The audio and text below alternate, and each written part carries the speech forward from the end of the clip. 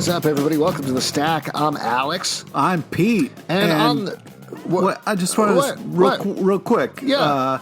You still have the two owls fucking up behind you. They're still fucking each other behind you in between shows. You could have taken one down or separated them or Listen, something. Peach, you do not know that the same people who watch our live show are also listening to our Stack podcast, so don't assume that there's a continuity there. Just to explain to everybody just listening to the Stack podcast, there are two owls who may or may not be fucking behind me. It's unclear and nobody knows. All right? Okay. But I will say one of them has a very deep hole and the other one Stop does saying not. that. Please It's a stop. puppet. It's a puppet, so you can put your hand in it. That's what I'm saying. Where are you like a puppet, Pete? Let's talk about the Stack. There's a bunch of books that came out. So many this week. books. So many books for us to chat about, and some big books as well. Kicking it off with The Department of Truth, number one from Image you want to Comics. start with your favorite? I want to start with my favorite. There's also a ton of hype on this book, so I'm excited to chat about it. Written by James Tynion IV, art by Martin Simmonds. James Tynion IV, as we talked about a lot on all of our podcasts, has been on a roll lately, and in particular, I think this is not an insult, but Wind maybe a little less so, even though I really enjoy that book. But there was something about Something is Killing the Children came out, and there was an insane amount of hype on it, and then it delivered.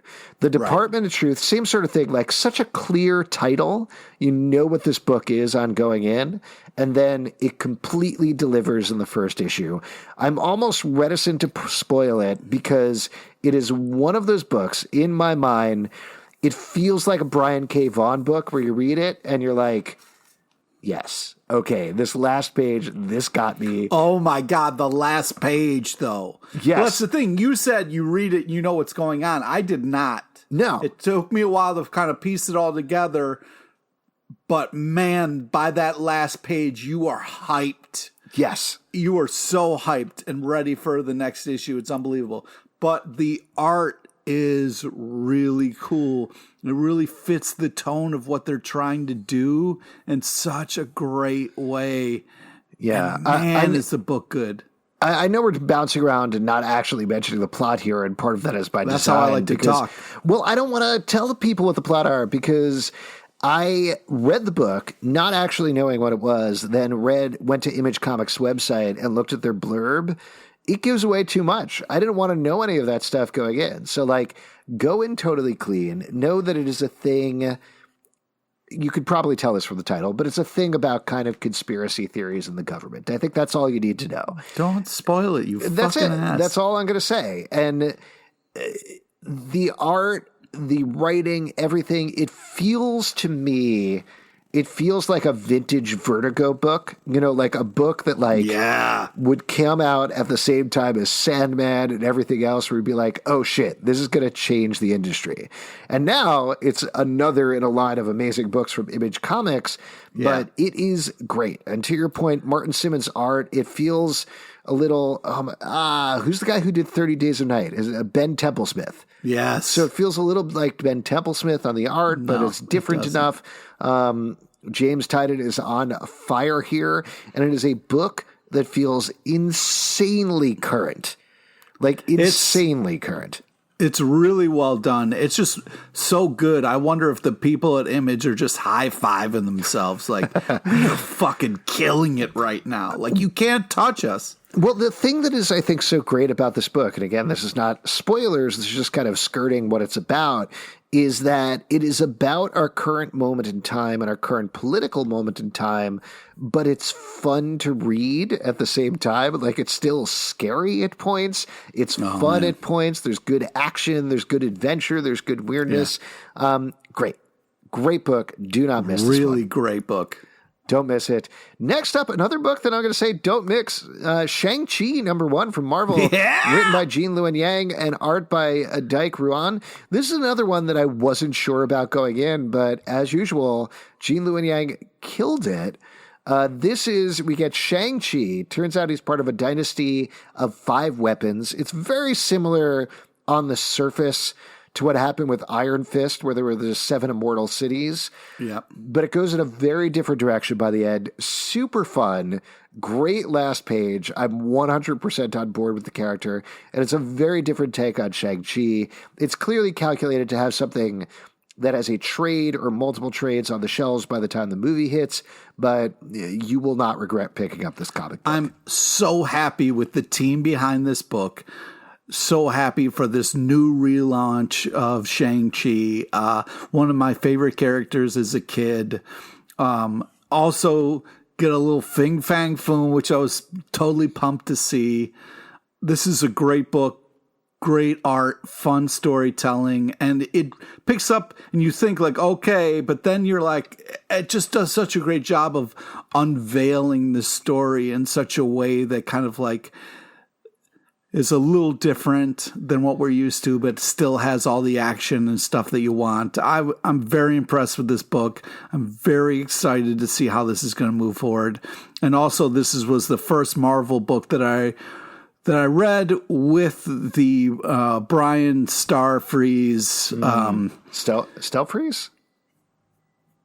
Stelfreeze, sorry. Yeah. Stelfreeze tribute to Chadwick Boseman, and it's very fucking moving and an amazing art and so powerful. And I'm so happy that Marvel is doing this. Man, they really went all out for that. I mean, just to talk about that for a moment, a lot of last week's books had the Chadwick Boseman tribute Rest to a in Power. king, Rest in Power, branding on it. But this week, there's a whole testimonial from Ta-Nehisi Coates. There was the art, as you mentioned. And yeah, it's really powerful stuff. Yeah, it's really moving. But yeah, that's all said about Shang-Chi. One of the things that I love about it is Yang does such a great job of sneaking humor in out of nowhere. It's just sort of the rhythm of his humor. It almost sneaks in from the side in a certain way where it's in the middle of an action sequence and suddenly there's a joke. And it completely throws me in the right way where I'm like, wait, hold on, this was a serious scene. What's going on? That's funny, that thing that you're doing. And it just makes it really fun to read, even as he's setting up these good characters, this good mythology.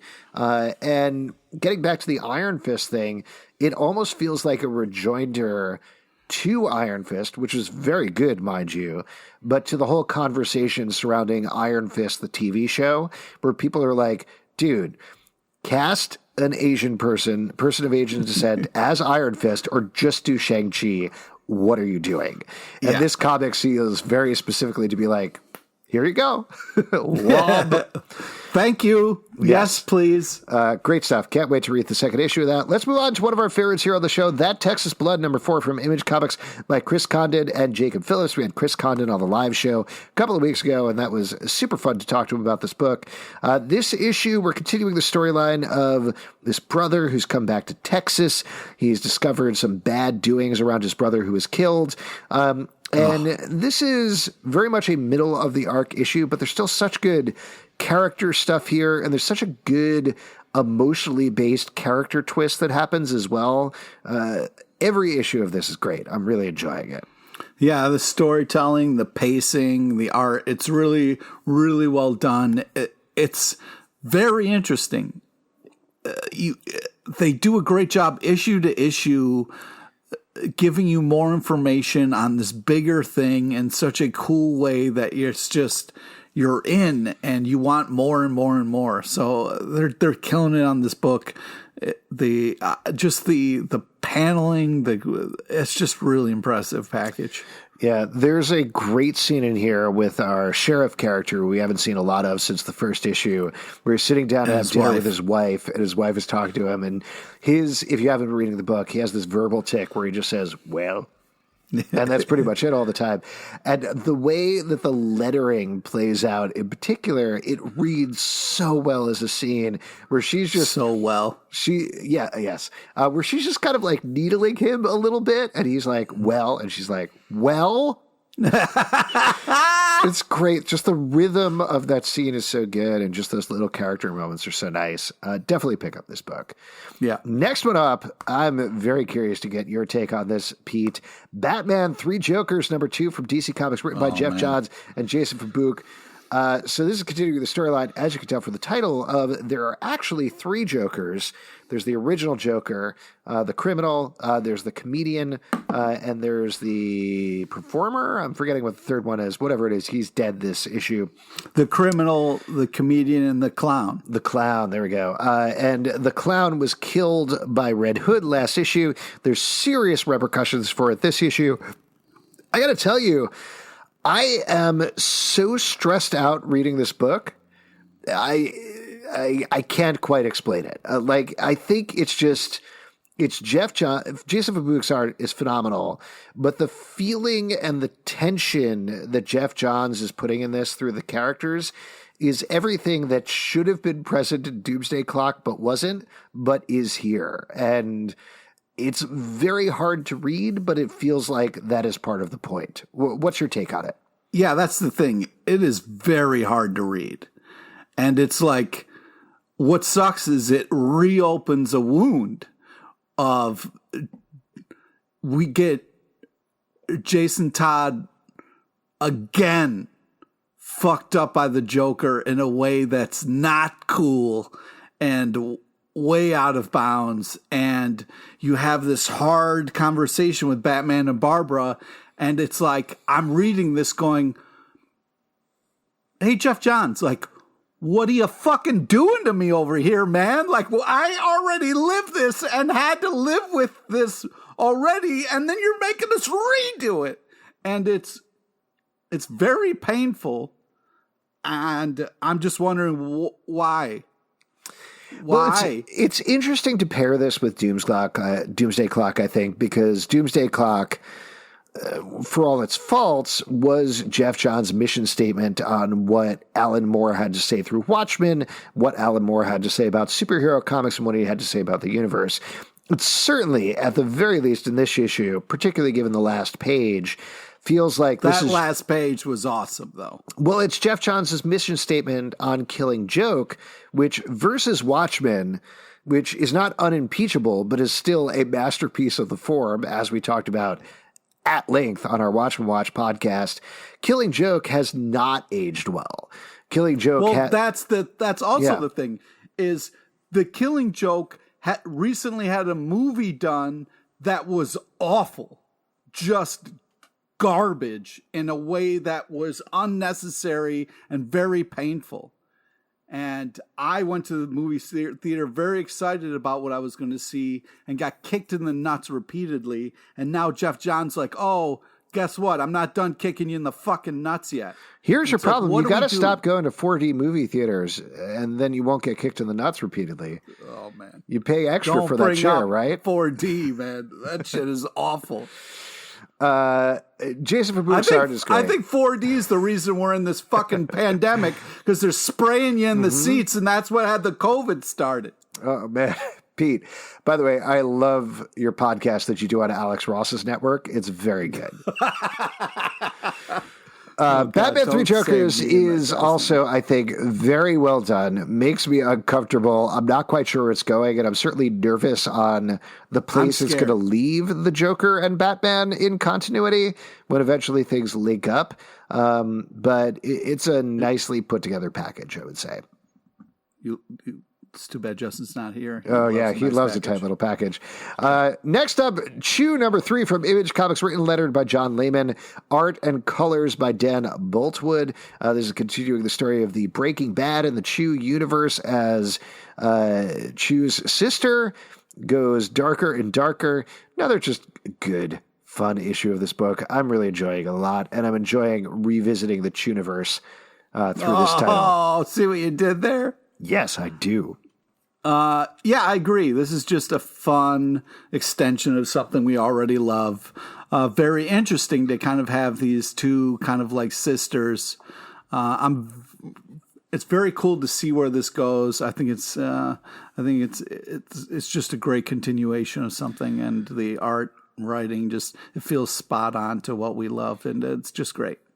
Yeah, it took a little while. I enjoyed the first 2 issues, but this is the first issue that really feels humor-wise on the same level as Chew, and I enjoyed it quite a bit. So I'm very happy about the series. Let's move on to one I'm sure we're going to agree on. X Factor number 2 from Marvel, written by Leah Williams and art by Carlos Gomez. This is the second part of 10 of Swords.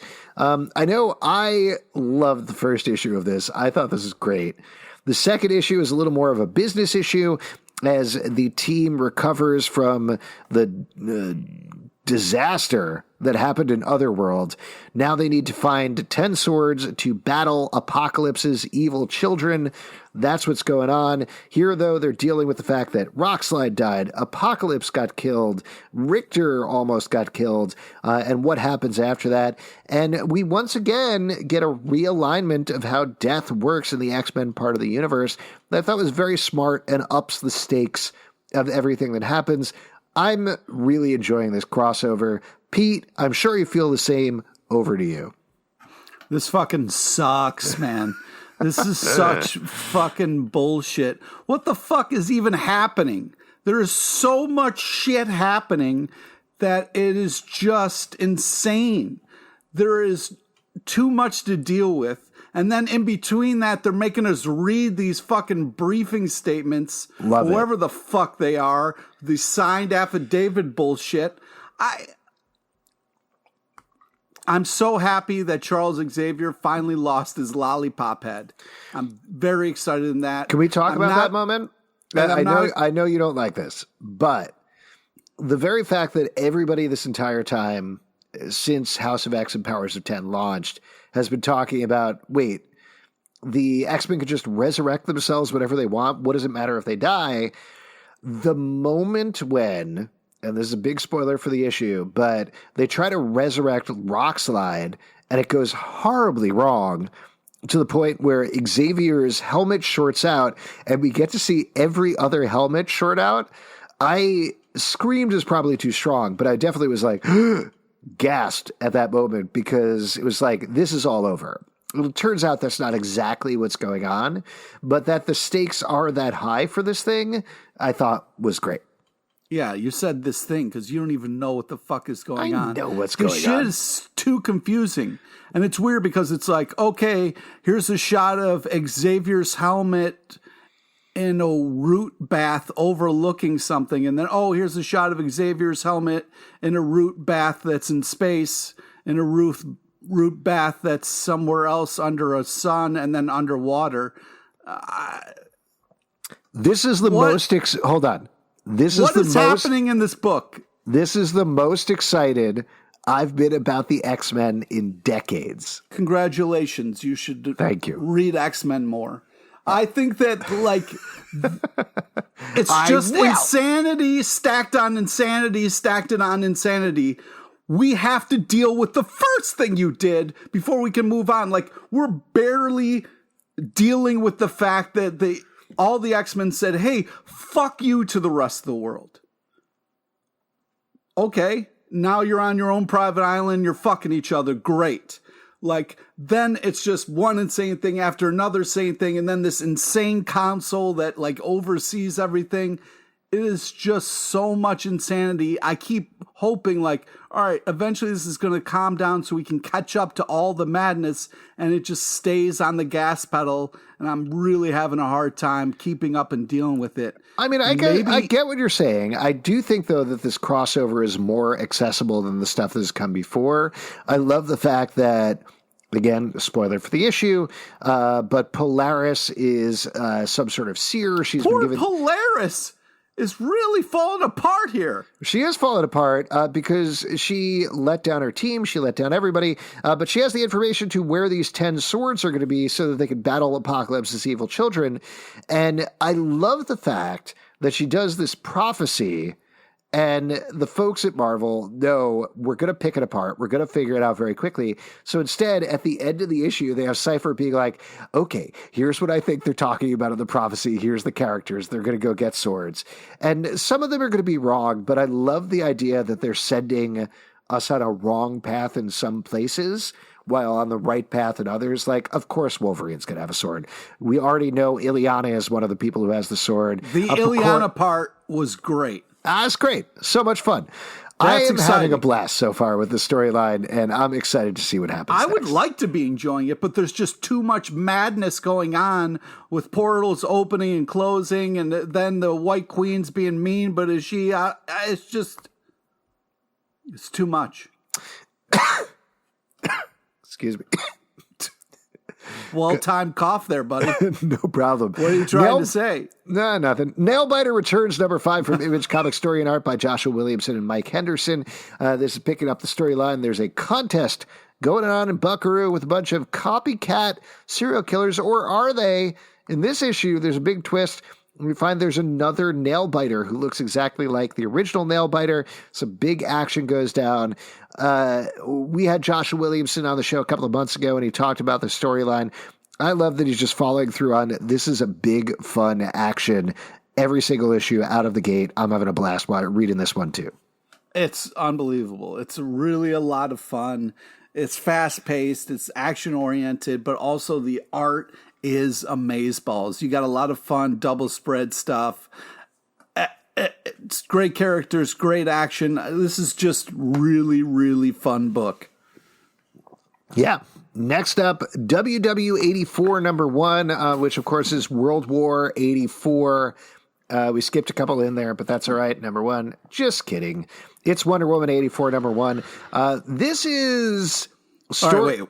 Yes. Hold on. Okay, story and art. A story by Anna Obropta and Louise Simonson. Art by Bret Blevins. I'm gonna say two things about this. Wait. Yeah. First off, it's a tie-in to the movie. Yes. Which I am so excited for this movie, but obviously let's push it back until we can all go see it in theaters or whatever we need to do. So excited for this movie. And then was so excited for this comic book because it's a tie-in, and I'm like, okay, maybe it'll match the tone of what's going on. But then I got really disappointed and was like, God, I hope the movie is nothing like this. Because there is some really just lame character stuff. I mean, one of them is called Jazz and is like, just like chill Jazz. Grown-ups never listen. Like, who wrote this? Like, what are you... Anna Obropta and Louise Simonson. Yeah, I know, but like really over-the-top kind of like, I'm being a kid right now and parents are lame. And then the accents of the robbers like, the stairs to the roof over that way. I'm like, wow. No, I mean, editor wanted to be like, hey, let's tone this down a little bit. Make it a little bit more like... it seems a joke to me. Wow. I didn't realize you'd be so negative about this. I thought this was just fine. I thought this was fine as like a movie tie-in comic. The big bummer to me was this idea that like, it's very clear that this machine is running, but certain parts of it are not working well. And what I mean by that is, as you mentioned, the movie was supposed to come out months ago. Then it was supposed to come out in, I want to say October. Yeah. And now it's being pushed to December. It'll probably be pushed back again. Let's be honest. But this weekend I actually went to Target, which was a harrowing experience. How did you do that? What? It was actually fine. We needed to get my kids shoes, and there was barely anybody there, so it was totally okay. Oh, wow. Yeah, it was pretty awesome. I was very nervous about it. But walking through the toy aisle, they had Legos for Wonder Woman in 1984, and I was like, man, this is not coming out for months now, and you have the Legos already on the shelf. Yeah. And it's the same thing with this comic, and it's a real bummer to be like, they couldn't stop it. The comic still needed to come out. The Legos still needed to come out, even though the movie has been pushed way, way back. And that made me weirdly sad, Yeah. That's all. But that said, I thought the comic was fine. Like, it is the sort of thing that if the movie was out or the movie was coming out next week, I think we'd read it and be like, yeah, this is cute. This is fine. I can't wait to see the movie. As the only thing we're getting for months and months, there's a lot more pressure on it. Yeah. And I mean, I do like this idea of putting Wonder Woman in a museum where she can tell stories about like she belongs in a museum. Fuck you. Telling stories about badass females throughout history. That's awesome. I fucking love that premise. I just, I don't want like stereotypical weird, kind of characters. We named the dog Diana. Oh, wow. Yeah. Well, I hope you got your kids wonderful Wonder Woman shoes while you were at Target. Nah, they didn't want that. Next up, Sea of Stars number 7 from Image Comics, written by Jason Aaron and Dennis Hallum, art by Stephen Green. Another really just good, solid issue of this book. As a dad chases his son through the universe. In this issue, the son finds out that his dad is alive. There's some mix-em-ups there and some great action set pieces involving a space whale. What'd you think, Pete? This is just continues to be amazing. The art is really stealing the show, and the characters. These are so fun and creative characters and really well drawn. It's just kind of like this scary thing of like, you think losing your kid in a store is bad. Try losing your kid in space. Like, unbelievable scenario and just really over the top fun. Every issue has just been a real treat, and it continues to get better.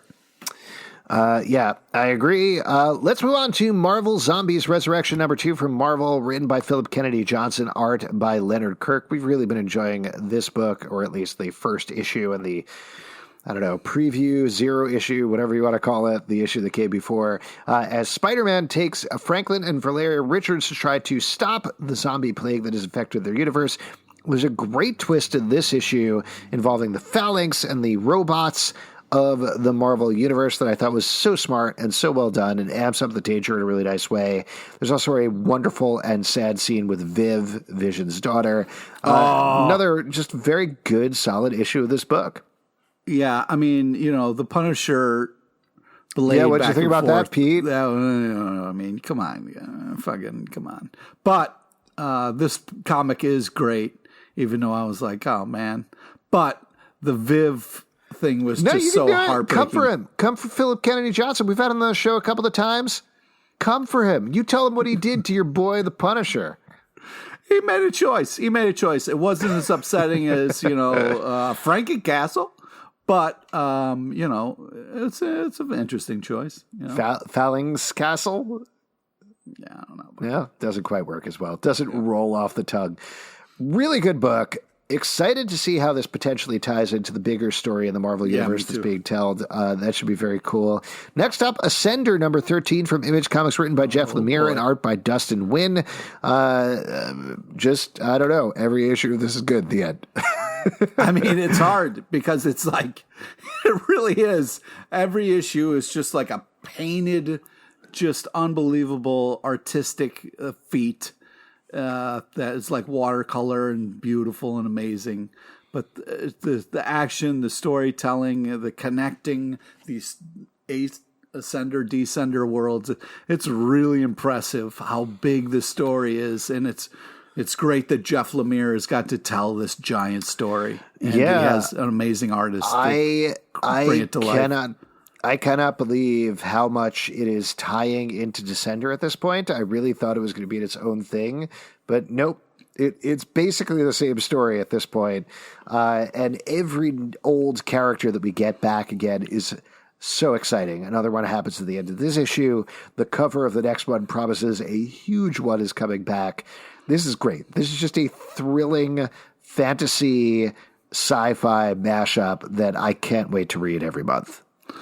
And also I just wanted to say the Driller playing hide and seek was just so nice. Great stuff. Love Driller. In the middle of all this madness. So good.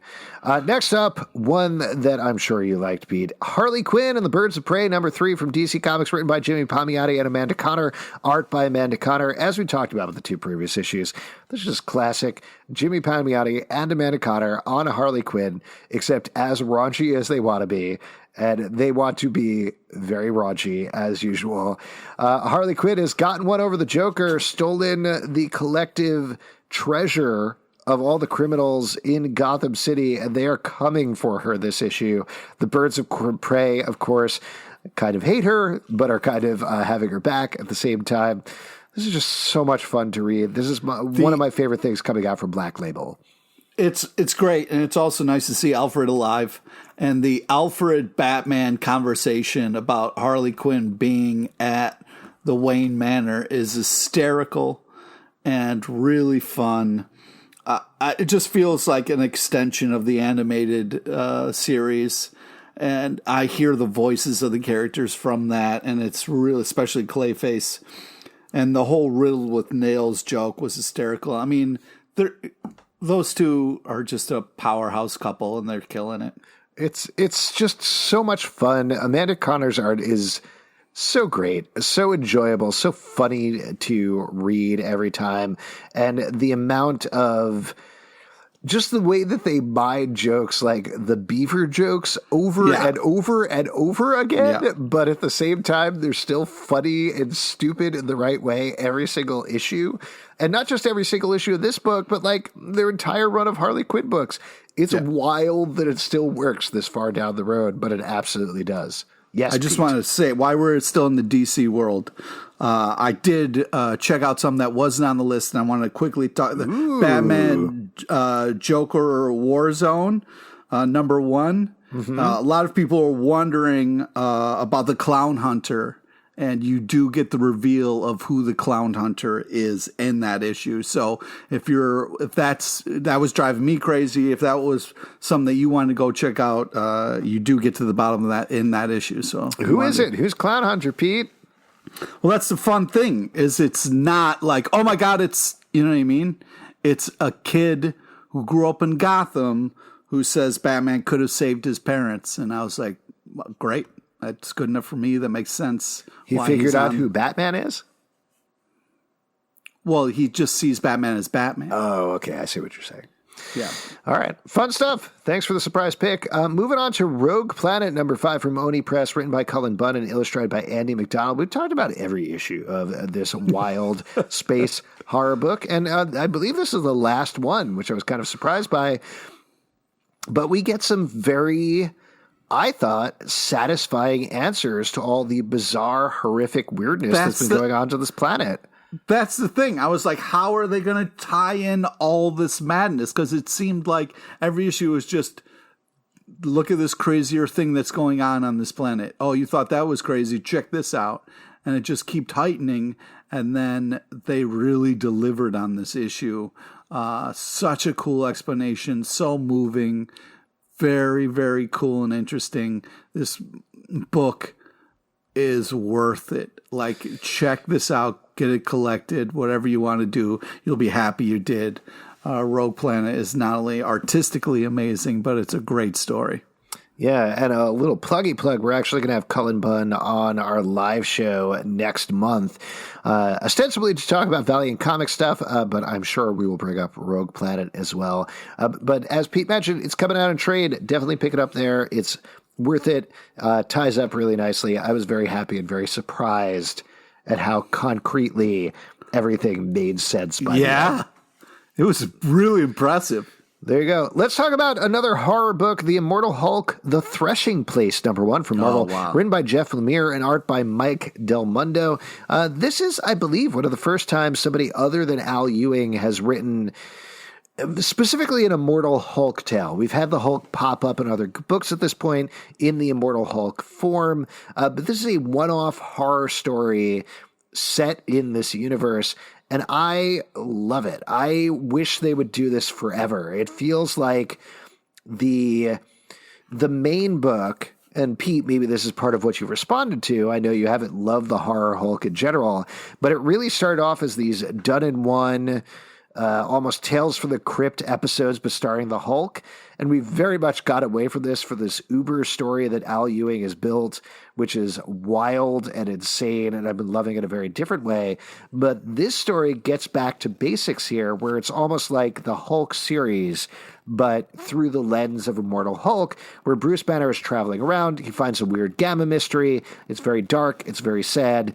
Mike Del Mundo's art is very evocative and Americana, while also not shying away from the horror elements. Just a really good one-shot across the board. I was really, really, really impressed with this book. Jeff Lemire killed this. This was a very moving book, still in this world of Al Ewing's kind of horror version, but just there was a lot of beauty and heart in this, where I feel like if you're telling a Hulk story, it's got to kind of have those things of like, what are we really doing here? What's really important? And the Hulk kind of like helping these people and like really saving this kid was so beautiful. And the whole fact of like, at least you're not alone, kid. You have your father. It was just very touching, really well done. I'm so happy Jeff Lemire got to tell this one shot. And it still worked in the kind of bigger picture of what Al is doing. I was really impressed by this book, very moved by it. Yeah, I agree. I know I kind of said this before, but I could read a million of these. I hope that they just keep releasing Immortal Hulk one-shots from different perspectives with different writer-artist teams. I don't know if they will, but that would be so much fun. So we'll see what happens. Last but not least, X-Ray Robot number 2 from Dark Horse Comics. Story and art by Michael Allred. Color art by Laura Allred. If you see the names on the cover, you know exactly what you're getting into. It's a bunch of sci-fi psychedelic weirdness involving a robot who is sucking people through multiple dimensions. There's some really goofy shit that happens in this book that is just bits in exactly the right way, involving portals. It's much more slapstick, I think, than their usual books, but I had a fun time reading this. How'd you feel about it, Pete?